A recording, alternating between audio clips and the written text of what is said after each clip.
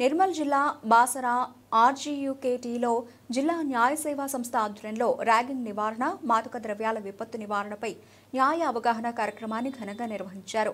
ఈ కార్యక్రమంలో జిల్లా ప్రధాన న్యాయమూర్తి Vani, senior civil judge Radhika, VC professor Govardhan, Bhainsa magistrate Devendrababu, OSD professor Muralidharshan, ASP Bhainsa Avinash పాల్గొని విద్యార్థులకు కీలక సూచనలు చేశారు.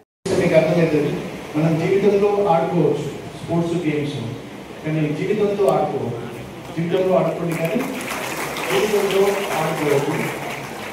మన జీవితం కేవలం వ్యక్తిగతంగా ఒక జీవితం కాదు, మన జీవితం ఎన్నో జీవితాలతో ముడిపడి ఉంది.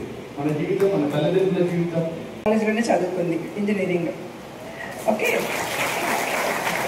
అండ్ నెక్స్ట్ మేడం ఇప్పుడు డైరెక్ట్గా చెప్తున్నా. ర్యాగింగ్ గురించి చెప్పాక నేను అంత ఎక్కువ మాట్లాడను. ర్యాగింగ్ గురించి ఒక్క పాయింట్ అడుగుతా. ర్యాగింగ్ అంటే ఏంటి? ర్యాగింగ్ ఎంతసేపు విన్నారు కదా. ర్యాగింగ్ అంటే ఏంటి మరి? ఎవరైనా ఒక్కలేగా నిలబడి చెప్పగలరా? ర్యాగింగ్ అంటే బేసిక్గా మనకు అర్థమయ్యేదంటే ఏడిపించడం. అదే కదా, నార్మల్గా మనం మాట్లాడుకునే భాష ఏడిపించడం, వాళ్ళని ఏడిపిస్తున్నారు అని. అసలు ర్యాగింగ్ అనే కాన్సెప్ట్ ఎందుకు వచ్చింది? యాక్చువల్గా ఒకప్పుడు సీనియర్స్ జూనియర్స్ని రిసీవ్ చేసుకునేవారు యూనివర్సిటీలో కానీ కాలేజీల్లో కానీ ఎక్కడైనా సరే.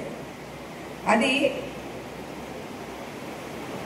రోజులు మారుతున్న కొద్దీ ఆ రిసీవింగ్ నేచర్లో చిన్న హార్ష్నెస్, అక్కడి నుంచి గొడవలు, అక్కడి నుంచి దెబ్బలాట్లు, ఇవన్నీ కూడా అంటే మైనర్ ఫార్మ్ ఆఫ్ ఇన్సిడెంట్ నుంచి మేజర్ అంటే very heinous kind of act వరకు డిఫైన్ చేశారు. సో 6 months నుంచి లైఫ్ ఇంప్రిజన్మెంట్ వరకు కూడా పెనాల్టీస్ ఉన్నాయి with along with the fine amounts.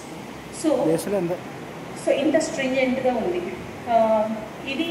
అంటే యాక్చువల్లీ వెరీ స్మాల్ యాక్ట్, ఇది చాలా వెరీ ఫ్యూ సెక్షన్స్తో ఉంది, but very very harsh enactment. So అయితే ఓకే, అసలు ఈ కంప్లైంట్ ఎవరికి ఇవ్వాలి? ఓకే, ఒక స్టూడెంట్ ఇంకొక స్టూడెంట్ని ర్యాగింగ్ చేశారు. ఈ కంప్లైంట్ ఎవరికి ఇవ్వాలి అంటే కంప్లైంట్ ఈ యాంటీ ర్యాగింగ్ కమిటీ అని చెప్పేసి ప్రతి యూనివర్సిటీలో ప్రతి ఎడ్యుకేషన్ ఇన్స్టిట్యూషన్లో కమిటీస్ ఉంటాయి. నాకు తెలిసి మీకు కమిటీస్ ఉంటాయి. ఐ థింక్ ఇన్ఫర్మేషన్ కూడా డిస్ప్లే చేయాలి దాన్ని, ఆ కమిటీస్ గురించి. సో ఆ కమిటీని అప్రోచ్ అవ్వాలి. ఆ కమిటీని అప్రోచ్ అయ్యి కంప్లైంట్ ఇస్తే the head of the institution and the committee prima facie enquiry చేసుకొని prima facie allegations, basic allegations కనపడుతున్నాయి అన్నప్పుడు ఇమీడియట్గా ఆ స్టూడెంట్ని సస్పెండ్ చేయాలి. సస్పెండ్ చేసి has to proceed with the enquiry.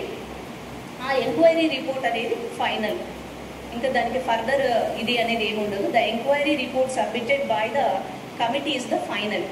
So తర్వాత ఇది ఎటు పోలీస్ కేసు అనేది అవుతుంది, ఇంటర్నల్ ఎంక్వైరీ అవుతుంది, పోలీస్ కేసు కూడా అవుతుంది.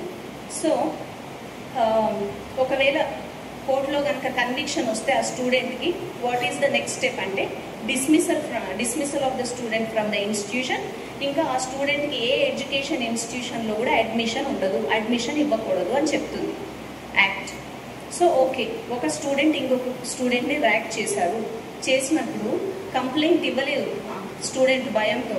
అప్పుడు ఏంటి అని అంటే the burden is on the education institution, head of the institution.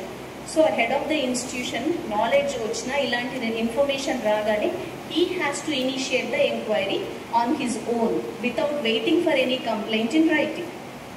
So ఒకవేళ education head of the institution ragging incident గురించి నాలెడ్జ్ వచ్చి కూడా ఎలాంటి